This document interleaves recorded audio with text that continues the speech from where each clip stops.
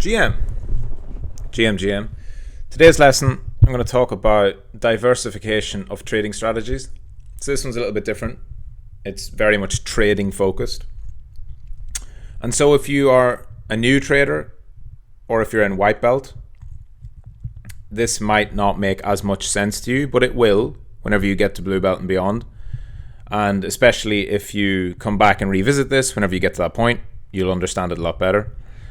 So I had a couple of questions about one of them being basically if I take many different trades on the same coin, right, and how to approach that. So the question was, when I have, if I've got testing new systems, right? So say you've got a breakout system, so it's on a break of structure, you go long. 1 hour chart, range breakout, BOS, go long. And the question was that in my spare time, do you think that instead of testing new systems, I should just continue to test my current system on as many different coins as possible to increase the amount of entries I get and grow the amount of coins I trade? So in simple terms, his question was, if I've got a system that is a breakout system on a 1 hour chart and I want to know what to do in my spare time, should I go and test a new system, or should I take that first system and say I was testing it and trading it on Bitcoin? Should I just look for trades on Ethereum, Solana, Ripple, Cardano, Celestia, whatever? Basically, taking the same system and repeating it across more coins. So this is logical. It makes sense when you first think about it, but it's not optimal because you're not diversifying. A lot of people think they're diversifying by spreading out into more trades. But what you're actually doing is you're concentrating your risk. You're increasing risk. Because the crypto markets are very correlated, if you have the one same system and you use it across every different coin, there's going to be inevitably scenarios where you get signals for 4, 5, 6, 7 coins at the same time. And if you then put all of those trades on, you might have 7R of risk. Okay, so 1R is like one trade. If you open a trade and your risk is $10, that's considered 1R. And if you make $20 profit, that means you had a 2R winner, right? You made back double your risk. That's what R means, for anyone who doesn't know. So if you just had a breakout signal on Bitcoin and you got long, that would be 1R at risk. So if the trade loses, you lose 1R. Okay?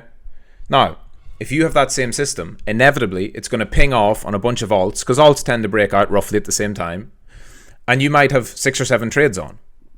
Right? You might have Bitcoin, ETH, Solana, Ripple, Cardano, Doge, and Lido all together. But again, what happens is, because crypto is highly correlated, if you get a flush, we get a leverage shakeout or Bitcoin crashes or whatever, all of those will go down. They'll probably all lose. And then you've lost 7R because your trades are highly correlated. You're not diversified. You're not spreading your risk out. You're actually concentrating it. And so instead of losing $10, you lose $70 across 7 trades. So that's suboptimal. Your trades that move closely together is going to lead to coins increasing your risk and concentrating it to the point where you lose more money when you lose. And it makes it harder to even make money as well, because then you have to manage 7 positions. So even if they go into profit, they'll all go into profit at different times and at different points, and then you have to manage 7 positions. And it doesn't matter how good of a trader you are, everyone knows that this is true. It's harder to manage 7 positions than 1, right? That's just an objective fact. So it makes it more difficult to manage the upside, and it opens you to more risk on the downside. So don't do that, generally. Now, this doesn't mean that you can't have multiple positions open, but you should never, as a rule of thumb, I would say, you should never have more than 2 positions open at the same time that are on the same system. So if it's a long breakout system on a 4-hour chart, you shouldn't have more than 2 positions open per that system. Right? 2 is fine if you get a Bitcoin signal and a Ripple signal, whatever.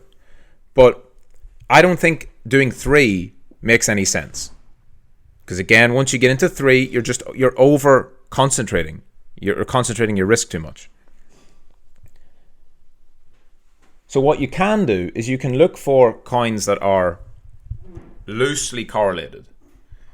Now this is a bit more advanced, but if you go and look at the 30-day correlations, you could find coins that are not highly correlated to each other. And that would mean that they're probably going to give signals at different times. Because it is also true that not every coin breaks out at the exact same time. So if you're trading, let's say, a 1-hour breakout system, and your average trade duration is 2 days, right? So average time you hold the trade for is 2 days. You could easily find a coin that is highly correlated to Bitcoin. Let's say it's 0.85, 0.9 on the correlation to Bitcoin. And you could trade that on a breakout. And then you could be tracking other coins that have a very low correlation to Bitcoin. It could be 0.2, 0.25, 0.3, whatever.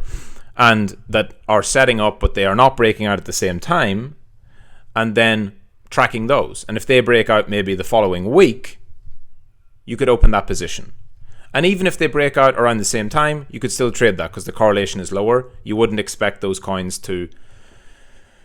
If one loses, you wouldn't expect the other one to lose because the correlations are weak. But that's more advanced and honestly not necessary. I just say that because it's one thing you can do. I just would stick, if you want the clearest advice, I would stick to my point from earlier. Don't use the same system on more than 2 coins at the same time. Very simple, right? The way you diversify in crypto is by diversifying your strategies. Diversification in crypto is a complete myth in terms of owning coins. People think that if they own 10 coins, that they have diversification. You don't. You've just concentrated your risk and spread your capital out across 10 things that if Bitcoin decides to shit itself and go down 40%, all of those coins are fucked. In the stock market, people do diversify. But that's because you have very clear sectors and it's hundreds of years old. Crypto is not old enough yet to really have well dispersed markets which are decorrelated. So in crypto, the way you diversify is through having different strategies. So you might have a long breakout strategy. You might have a long mean reversion strategy. You might have a short mean reversion strategy. Right? You have different types of strategies, which means you have to test different systems and try out different things.